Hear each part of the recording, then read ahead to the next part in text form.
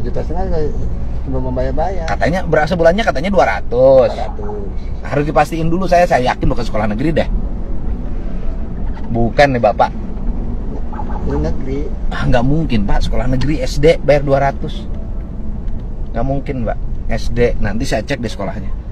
Nah, satu bayar sekolah 200 kali berapa bulan? Udah sebulan Pak. Bapak ini 4 bulan apa sebulan sekolahan? Belum bayarannya. Sebulan. Hah? Sebulan. Berarti 200 dong. Iya. Bukan 1,5 juta. Iya. Jangan ngarang. Gimana? Iya. Kalau ingin hidup maju harus jujur. Iya. Kalau kitanya tidak jujur, nanti banyak dapat susah dalam hidupnya. Iya. Ya kan? Iya. Dari dulu ngontrak enggak, Pak? Apa? Rumah sendiri. Sekarang rumah sendiri? Rumah sendiri karena sekarang dapat bantuan Rutilahu. Sebelum kejadian udah dapat Rutilahu, Pak. Oh, Babe bilangnya ngontrak, bohong sih. Kenapa sih Babe bohong terus? Minta maaf. Bukan urusan minta maaf, Babe nggak boleh bohong. Iya, Pak. Dari mana ketahuannya? Oleh KDM. Karena sebagaimana kebiasaan KDM, bila mana ada orang terzolimi, ada orang kesulitan, kemudian viral, ya beliau 99% bantulah begitu. Tetapi sebelum KDM pun, institusi Polri, polisi, Polda Metro Jaya kalau nggak salah, sudah nyambangi Pak Derajat ini, bahkan memberi bantuan macam-macam. Di antaranya ya motor Gres kan, lumayan itu. Belum lagi dari Pemda Kabupaten Bogor. Banyak bantuan-bantuan itu. Tetapi ketika bertemu KDM, dia melihat KDM itu sebagai orang kaya. Banyak duitnya, banyak bantuannya. Sehingga dia mungkin mikir, nah bagaimana KDM ini bisa ngasih lebih banyak lagi selain dari polisi dan Pemda itu. Maka ketika bertemu KDM, yang muncul adalah kebohongan-kebohongan dalam rangka menarik simpati KDM. Ini kan udah pola pikir nggak bener. Ya memang rakyat kecil butuh uang ya. Tetapi filosofi, prinsip kehidupan itu jangan hilang dong. Justru di rakyat kecil biasanya filosofi itu kuatnya. Ini masih rakyat saja sudah kelihatan duniawi begini, apalagi jadi pejabat.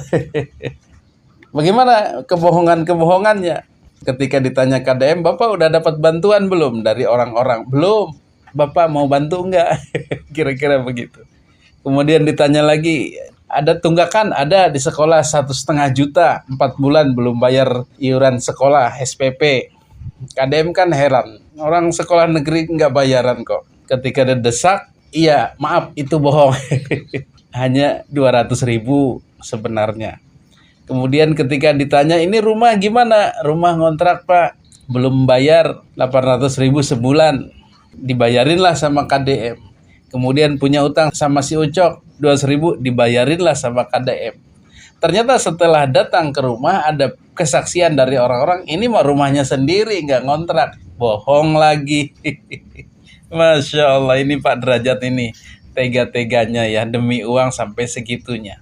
Jadi tadinya masyarakat mau simpati, malah jadi mual kan, jadi enek. Itulah hikmahnya bagaimana kita itu mau diangkat itu nggak jadi.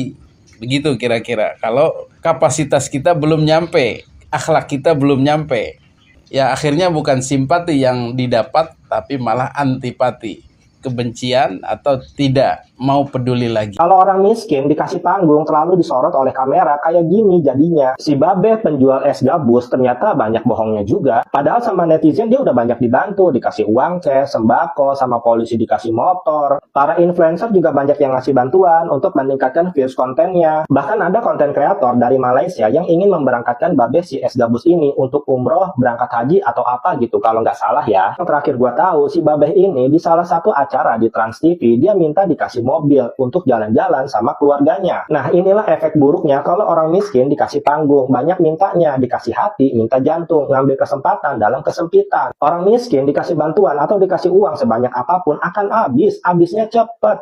Bilang ini untuk modal usaha atau apalah, bullshit. Jadi lebih baik orang miskin ini dibung aja nggak sih? Dan kirim lagi aja para babinsa untuk mendidik dan mengayomi para miskiner ini. Sekelas Bapak Deddy Mulyadi aja geram loh ngadepin para miskiner ini. Padahal dia yang setiap hari ketemu. Aku percaya ya, kalau uang itu tidak berubah manusia, tetapi uang itu mempertegas sifat aslinya manusia. termasuk ini nih, dengarkan. Babe ngebohong sama saya. Babe bilangnya ngontrak, bohong sih. Itu kan. Kenapa sih Babe bohong terus? Jadi kemarin-kemarin kan sempat viral banget nih ya. Si kakek tukang es gabus katanya. Banyak tuh yang simpati segala macam karena memang makanan itu memang betul ya, betul makanan gitu. Makanan yang biasa kita makan gitu ya. Tapi setelah aku melihat ini nih, beliau sudah bertemu dengan KDM tuh, aku langsung mikir, itulah orang kalau kurang bersyukur ya begitu. Allah sudah memberikan jalan untuk mengangkat derajatnya melalui ujian seperti kemarin kan gitu ya. Tapi tidak bisa memanfaatkan itu, malah keluar sifat aslinya. Bilangnya tidak punya rumah, ya kan? Padahal punya. Ditanya lagi, sekarang ngapain? Masih nganggur. Padahal uang donasi itu berdatangan, banyak yang memberikan sumbangan kan, puluhan-puluhan juta loh orangnya ya. Yang ngasih-ngasih itu puluhan-puluhan juta loh kepada si Ake ini gitu ya. Tapi memang rada-rada lain. Kayaknya orangnya tidak kurang bersyukur gitu loh. Udah dikasih uang banyak, kan masih bilang udah punya apa-apa segala macam, bahkan motor juga kan udah dikasih tuh ya. Padahal ya mestinya nih kita nih kalau udah dibantu, walaupun dengan cara apapun gitu ya, misalnya harus mendapatkan perlakuan yang kurang baik juga, tetapi mungkin itu cara Allah mengangkat derajatnya kan ya. Tetapi ya karena memang dasarnya orangnya mungkin kurang bersyukur atau bagaimana gitu ya, ya harusnya gitu setelah mendapatkan bantuan, jangankan sebanyak itu, bantuan sedikit pun kita harus bersyukur loh gitu. Apalagi ini sebanyak ini, kalau dikumpulkan puluhan juta loh, masih bilang ngasih nganggur, masih bilang tidak punya ini, tidak punya itu. Dan yang paling gongnya lagi ketika ditanya sama KDM, sudah ada yang bantu belum, terus dikasih tahu kan, lah itu kemarin udah yang ngasih motor, ngasih ini, ngasih itu, dia tuh bingung-bingung gitu loh.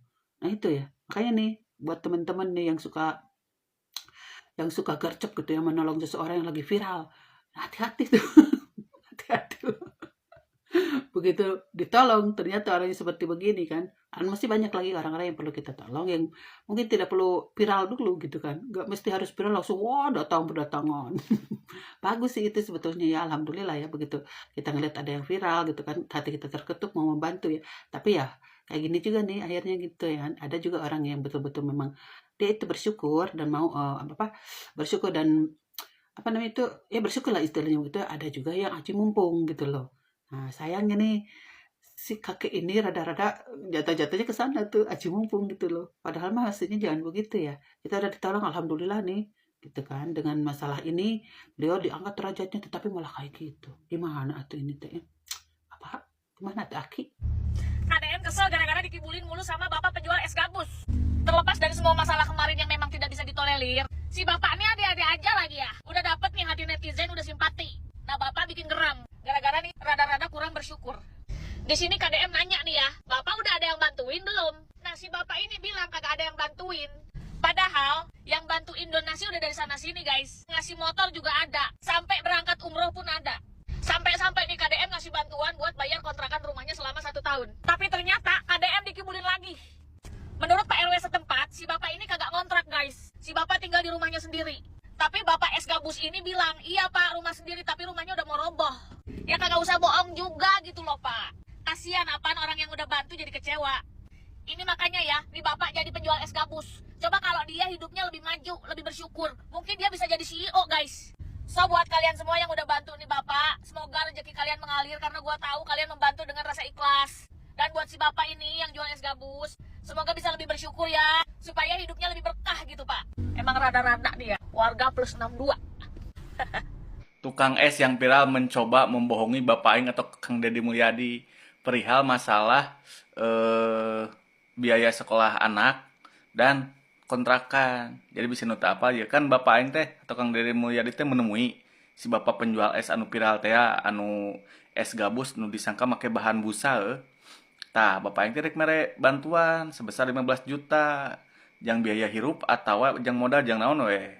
Cuman si bapak itu ngomong muhun cenah da jang sakola budak oge nu SD cenah. Eueuh biayana. Di dieu Bapak Aing bingung atau Kang Deddy Mulyadi. Nah hasna da budak SD mah sakolana gratis. Nah budak bapak mayar. Aneh ya geus aneh, kebohongan hiji eta. Terus bapak itu ngomong deui. Nya cenah da jang kontrakan oge cenah sabulan 850.000. Bingung cenah bayaranana. Tah ti dieu beuki asa aneh ya. Akhirnya Kang Deddy Mulyadi ngomong kieu ka si bapak, geus ka dia ku saya dipangmayarkeun langsung. kontrakanana meh jelas nggak meh bis itu dibayarkan cenah ah. Pas ditanyakan ke RW na ternyata si bapak ieu mah di tahun 2007 oge nyicingan imah pribadi lain ngontrak. Geus dek nipu deui. Jadi kumaha nyaho urang iba lah ka kasus si bapak ieu teh. Cuman teu kudu ngabohongan lah. Jadi nate simpati aing teh leungit gitu dah. Jang naon ngabohong geus saya ngomong jujur. Butuh jang A, B, C, D. Eta mah jadi terserah. Duitna nu penting mah bener gitu. Jadi teu kudu ngabohongan jadi nate asa henteu srek we lah jadi nate.